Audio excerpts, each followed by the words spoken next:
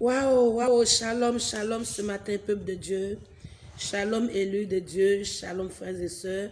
Alors, nous sommes encore là ce matin pour quelques petites minutes encore d'échange sur la base de la parole de Dieu, dans le but de nous édifier, de nous étirer et de garder notre sainte foi dans le salut que nous avons en Jésus-Christ.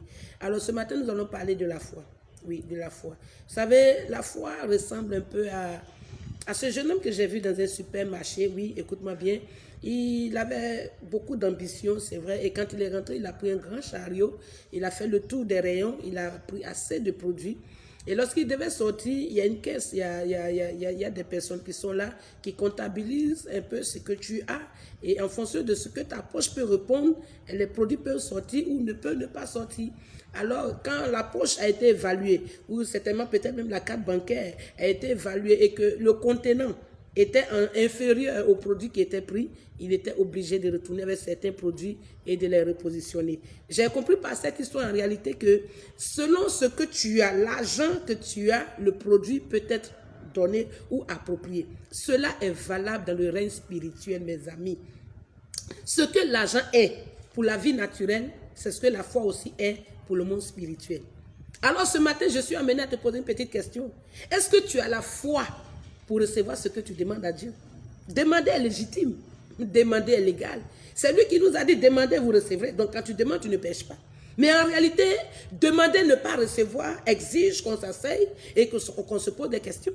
Jacques a répondu, il dit en partie que c'est parce que nous demandons mal. Ça, c'est une part de réponse. Dans le but de satisfaire notre égoïsme, tout et tout, oui, ça c'est une part aussi de vérité. Mais j'ai évalué dans la Bible, par tout ce que Jésus a fait dans la vie des uns et des autres, qu'en réalité, demander ne pas recevoir peut être aussi en liaison avec la foi. Parce que tout ce que Jésus a guéri, il a dit, ma fille, ta foi t'a guéri. Dans le parcours de Jésus sur le chemin, plusieurs malades sont assis, plusieurs situations se présentent. Et lorsque, à l'issue de cela, quelques témoignages sortent, ils sortent avec le témoignage de la foi. Ta foi t'a guéri.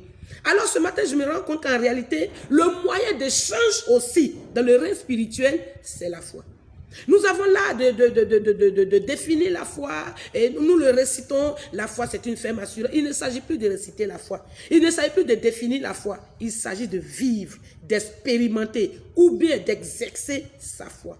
Ce matin, je viens avec une part de réponse parce qu'en réalité, tu as plusieurs demandes et tu as plusieurs besoins. Les challenges montent, les besoins augmentent. Mais il faut bien que la foi aussi augmente en niveau pour qu'on puisse en rentrer en possession de ce que nous demandons. La première part que Dieu me met à cœur ce matin, pendant que tu me suis cher ami internaute, c'est de comprendre en réalité que la foi dont nous parlons, qui est un moyen essentiel d'échange, ce que l'argent est pour la vie naturelle, c'est ce que la foi est. Tu ne l'as pas, tu n'auras pas les choses spirituelles. La première part, nous allons le lire ce matin dans Romains, le chapitre 3, le chapitre 12, s'il te plaît, à partir du verset 3. Prenons ensemble nos Bibles ou nos tablettes, selon que Dieu te donne. Et nous allons voir Romains, le chapitre 3, le chapitre 12, au verset 3. C'est ce que la parole de Dieu dit.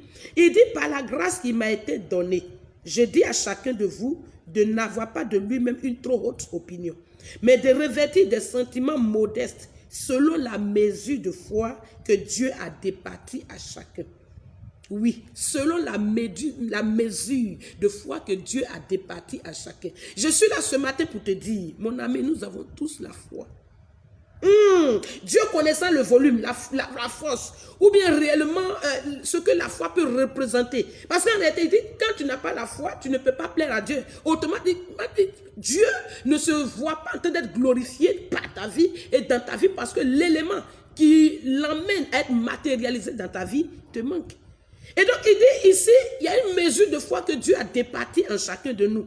Bien aimé, tu as la foi. Ne dis pas que tu n'as pas la foi. Nous avons tous au préalable la base minimum de foi.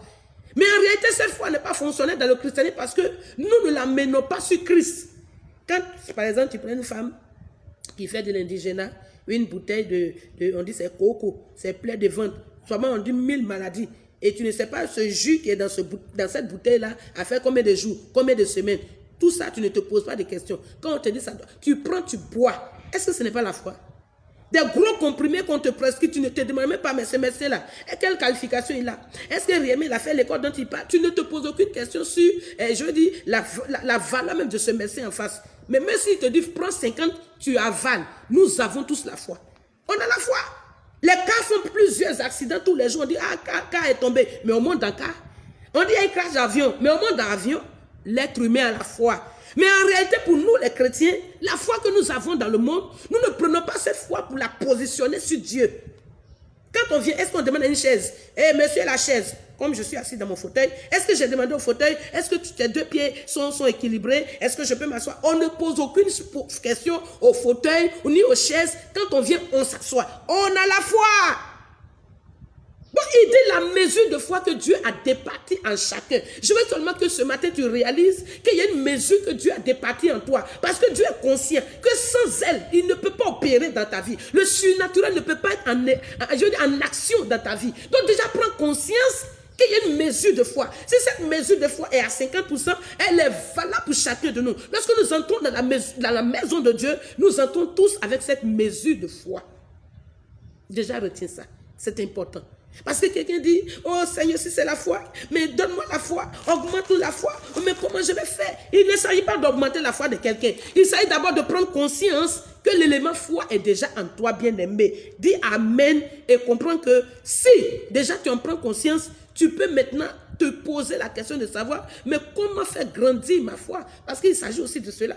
Parce que la foi que tu vas prendre aujourd'hui pour guérir un palu, ce n'est même pas la même foi que tu vas utiliser devant le Covid ou bien devant la mort, bien devant le VIH. La foi doit prendre du volume.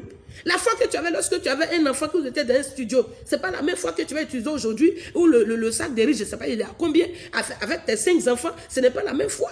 Donc ta foi a besoin d'être nourrie. Elle a besoin de prendre du volume. Parce que tes challenges augmentent. Parce que tes défis augmentent. Ta foi aussi a besoin d'augmenter. J'ai vu 3 personnes à qui Jésus a parlé de grande foi dans la parole. La femme syro-phénicienne, elle était étrangère. Elle a dit à Jésus, il a dit non, je ne peux pas donner la nourriture des enfants aux chiens, tout et tout. Elle a dit à Jésus, même les chiens, Père, ils mangent même les miettes qui tombent. Jésus a dit, je n'ai jamais vu aussi grande foi. Écoute, ce centenier a dit, il dit, maître, je ne suis même pas digne.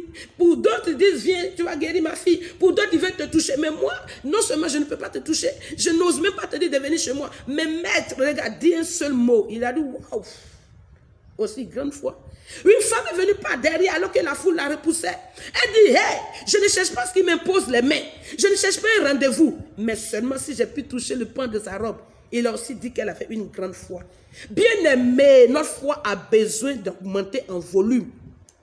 Notre foi a besoin de monter. Parce que tes besoins augmentent, tes sujets augmentent, mais ta foi est toujours au même niveau. Pourquoi ta foi est au même niveau? Parce que c'est les mêmes versets là que tu as. Tu as mis chrétien depuis que tu es dedans. Car Dieu a tant aimé le monde. Tu n'évolues pas en révélation. Tu n'évolues pas en révélation. Écoute.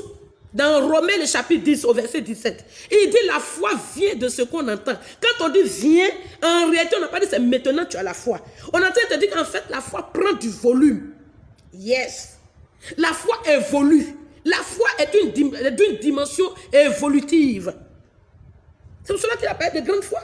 Et ces personnes, écoute, n'ont pas voulu faire les choses comme à l'ordinaire. Elle n'a pas voulu réellement comme d'autres inviter Jésus à manger, souper chez eux. Elle n'a pas voulu comme d'autres dire, ah, il faut que... Non, elle a dit, si moi je le touche, lui il n'a pas besoin de me toucher. Il a trouvé que c'était extraordinaire. La dimension dans laquelle nous sommes aujourd'hui est une dimension qui exige que ta foi augmente, que ta foi prenne du volume. Bien aimé, ta foi doit venir par ce que tu entends. Dans le même chapitre de Romains 10, lorsque nous remontons un peu plus haut au verset 8, il dit, la parole que nous prêchons, c'est la parole de foi. Pourquoi est-ce que nous allons à l'église? Pourquoi nous allons dans nos communautés? C'est pour entendre la parole qui enflamme notre foi, qui active notre foi. Pourquoi méditons-nous? Pourquoi plongeons-nous nos regards dans la parole de Dieu? C'est pour inciter notre foi. C'est pour créer de l'assurance en nous. Et écoutez, tu en as besoin. Un christianisme chape aujourd'hui. Un christianisme basé sur ce qui est tout ce qui est extérieur. Pas un christianisme concentré et centré qui est sans production, sans résultat aujourd'hui. Bien-aimé, Dieu a besoin de te visiter. Et ce matin, il me vient avec une question. Est-ce que tu as la foi pour ce que tu demandes? Une chose est de demander, oh Seigneur, ma famille, il y a les sorciers, on me poursuit, mon mariage. Il peut te donner, mais est-ce que le moyen d'échange est là? Comme quelqu'un te demande, est-ce que tu as l'argent pour acheter ce que tu veux là? Ah, vraiment, ce matin, c'est une courte exhortation. Comprenez que la foi est d'une grande valeur et que Dieu nous a déjà donné une bonne partie, qui est la mesure Béaba, Romains 12, le verset 3. Et cette mesure a besoin d'augmenter, selon que Dieu le dit dans Romains, le chapitre 10, le verset 17. Donc, soyez salués ce matin et que Dieu vous bénisse. C'est votre sœur, l'évangéliste Tabitha. Allez, shalom. À la semaine prochaine. Bisous et bye.